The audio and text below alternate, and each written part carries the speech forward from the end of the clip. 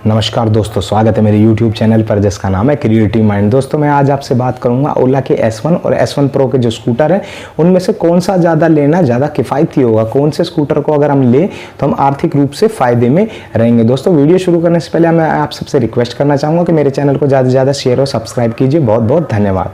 चलिए दोस्तों, अब मैं आपसे बात करूँगा कि ओला का S1 और S1 प्रो जो स्कूटर हैं उनमें से कौन सा लेना ज़्यादा बेहतर होगा या ज़्यादा फ़ायदे का सौदा होगा।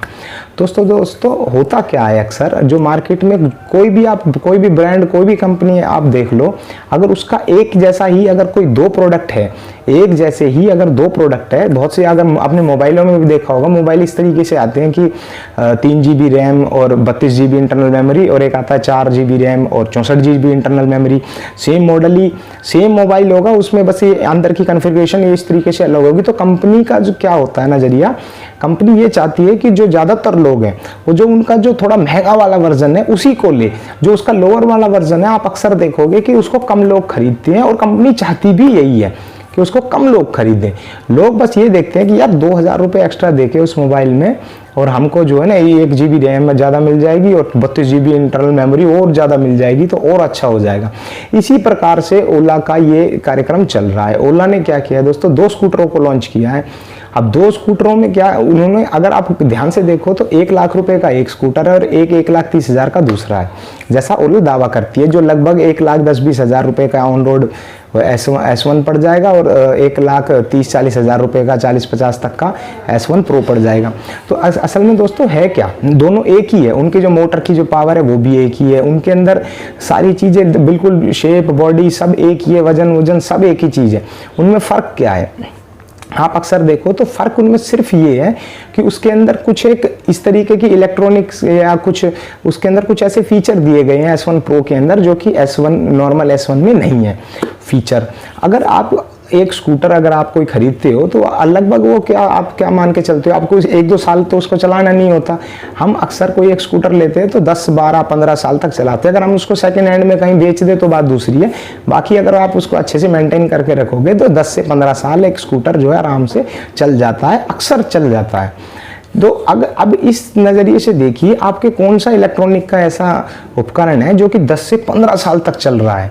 आपके पास जो कोई लैपटॉप है, कोई कंप्यूटर होंगे आपके पास, जब आपने उसको ख़रीदा था तो वो 2-3 साल के बाद ही ऑटोमेटिकली स्लो होना शुरू कर देंगे। आप उसमें चाहे फॉर्मेट मार दो, चाहे उसकी रैम बदल दो, चाहे उसके अंदर कुछ भी कर लो, उसका जो आपका लैपटॉप है या कुछ भी है वो आप उसको देखना, उसमें भी लिथियम आयन की बैटरियाँ लगी होगी और सारा इलेक्ट्रॉनिक्स का उसमें जो है सारे कंपोनेंट वगैरह होते हैं। तो अगर उस नज़रिए से देखो ना तो आपको पता चलेगा कि ये जो S1 और S1 प्रो के अंदर जो ये कुछ एक फीचर्स बताते हैं कि इस तरीके से क्रूज कंट्रोल है, ये है, वो है, ये नेविगेशन होगा, इसमें ये होगा, वो होगा। दोस्तों ये अगर बिल्कुल हकीकत की बात देखी जाए तो ये लॉन्ग टर्म में चलने वाली चीज़ नहीं है। ये सब ये जो इसके मोड ये इको मोड है, ये वो मोड है, ये 1-2 साल का ही खेल है। उसके बाद ये सब एक सिंपल एक ही मोड पे चलेगी गाड़ी आपकी, एक ही मोड पे चलेगी, उसको बस ऐसे रेस दो और वो चलेगी बस। और होना भी यही चाहिए दोस्तों, अगर जितनी सिंपल चीज़ होगी उसकी जो लाइफ है उतनी ही ज़्यादा होगी। जितनी चीज़ उसमें आप एक्स्ट्रा तरह तरह की चीज़ें जोड़ते चले जाओगे, अगर आपको मैं बता दूं उसके अंदर जो है ना एक ही सर्किट बोर्ड लगा होगा। अगर वो सर्किट बोर्ड बाई चांस ख़राब हो जाता है तो मुझे नहीं लगता कि ओला उसको रिपेयर करके देगी, तो ओला उसका जो सीधा चार्ज करेगी कि उसको नया ही सर्किट बोर्ड लगेगा। तो दोस्तों सर्किट बोर्ड की कीमत काफ़ी ज़्यादा हो सकती है, 10 से 20,000 रुपये सर्किट बोर्ड की कीमत हो सकती है, क्योंकि उसका सारा जो भी बाकी जो मोटर है, जो बैटरियाँ हैं, वे तो सब एक नॉर्मल सी चीज़ है। मोटर उस S1 में भी वही मोटर लग रही है, S1 प्रो में भी वही मोटर लग रही है। मोटर अक्सर ख़राब होती नहीं है, अगर उसमें पानी वगैरह ना जाए अंदर तो मोटर अक्सर जल्दी से ख़राब नहीं होती है। दूसरी बात रही बैटरी, और बैटरी दोस्तों इन दोनों के बीच में, S1 और S1 प्रो के बीच में एक सबसे बड़ी चीज़ है, इनमें रेंज का फ़र्क है।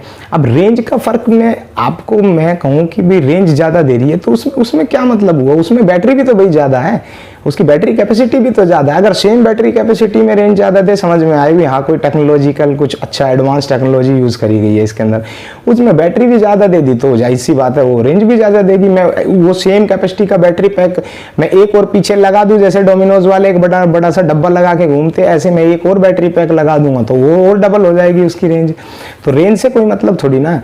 रेंज तो हम बढ़ा सकते हैं, और बड़ी बैटरी पैक लगा दो उसके आगे पीछे ऊपर नीचे हर जगह बैटरी लगा दो तो ज़्यादा चल जाएगी। तो मेन चीज़ ये है कि जो उसकी कॉम्पैक्ट बना के उसमें कि वो कितनी बैटरी चली जाए। अब दोस्तों जिस तरीके से अगर आप देखोगे इलेक्ट्रिक जो व्हीकल है वो एक बहुत ज़्यादा लंबी दूरी तक तो जा नहीं सकता। तो अगर आप देखो S1 जो कि 120 किलोमीटर तो वो भी कवर ही कर देगा। 120 किलोमीटर भी बहुत होता है, और कम पड़ना होगा तो 180 किलोमीटर भी कम पड़ जाएगा जो कि S1 Pro देता है। तो मेरे जहाँ तक नज़रिया है, मेरे हिसाब से जो S1 जो मॉडल है ओला का, जो S1 मॉडल है वो लेना ज़्यादा किफ़ायती होगा। क्योंकि देखिए दोस्तों कुछ एक वजह है उनकी, आपने उसमें देखा होगा कि S1 का पिकअप जो है हल्का सा जो है S1 Pro के पिकअप से कम है। लेकिन दोस्तों आप अक्सर देखा होगा जब आप राइड करोगे किसी भी स्कूटर को, कार को, कोई भी चीज़ ले लो, तो उसमें क्या ऐसे कोई नाप के देखते हो क्या कि 40 किलोमीटर 40 की स्पीड ये कितने सेकंड में पकड़ी, 3 सेकंड में पकड़ी, 3.5 सेकंड में पकड़ी, या कोई रेस लगानी है तो बात दूसरी है। बाकी एक आम आदमी तो, हमें तो बाजार से सब्जियां लेके आनी है तो उसमें कोई ऐसा कुछ तो है नहीं कि वो रेस लगानी है कितने किलोमीटर की स्पीड पकड़ ली। और बाकी जो टॉप स्पीड है, टॉप स्पीड से भी कोई लेना देना नहीं होता।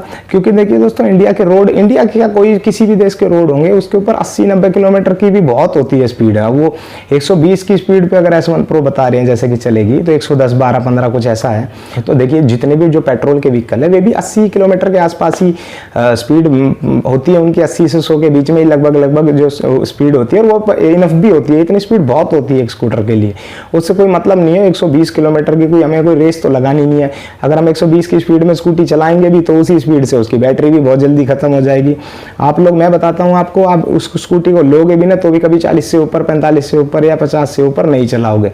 40 से 50 के बीच में ही स्कूटी चलती है, क्योंकि जो ट्रैफिक होता है, जो शहरों के अंदर का ट्रैफिक, और हाईवे पे कोई कार तो है नहीं कि हम उसमें 100-200 किलोमीटर तक निकल जाएंगे। वो तो बनी इस चीज़ के लिए कि सिटी के अंदर 10-20 किलोमीटर आसपास जाना हो, 5-4 किलोमीटर दूध लेने जाना, सब्जी लेने जाना, वो इसी चीज़ के लिए बनी है। अगर आप स्कूटी लेके कोई जाओगे कि मैं तो 200 किलोमीटर दूर चला जाऊंगा तो मूर्खता है, वो उससे कोई मतलब सिद्ध नहीं होने वाला है। तो दोस्तों इस सारी बात का निष्कर्ष ये निकलता है कि अगर आप कहीं ना कहीं देखो तो S1 जो है ज़्यादा किफ़ायती निकल के आती है, क्योंकि 10-12 साल, वो 30,000 महंगी भी है। उसका बैटरी पैक भी जब आप चेंज कराओगे तो बैटरी पैक भी उसका महंगा आएगा।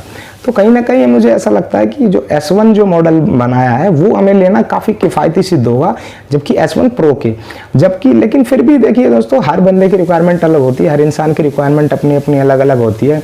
किसी की कुछ रिक्वायरमेंट है, हो सकता है कुछ लोगों को S1 Pro में ज़्यादा इंटरेस्ट नज़र आए, लेकिन एक आम आदमी की दृष्टि से देखा जाए, एक आम नागरिक की दृष्टि से देखा जाए तो मुझे तो S1 में ज़्यादा किफ़ायती लगती है। दोस्तों आज के लिए सिर्फ इतना ही। आशा करता हूँ मेरे द्वारा दी गई जानकारी आपको पसंद आई होगी। इसी तरह की इन्फॉर्मेटिव वीडियोस के लिए मेरे चैनल को सब्सक्राइब कीजिए। बहुत बहुत धन्यवाद।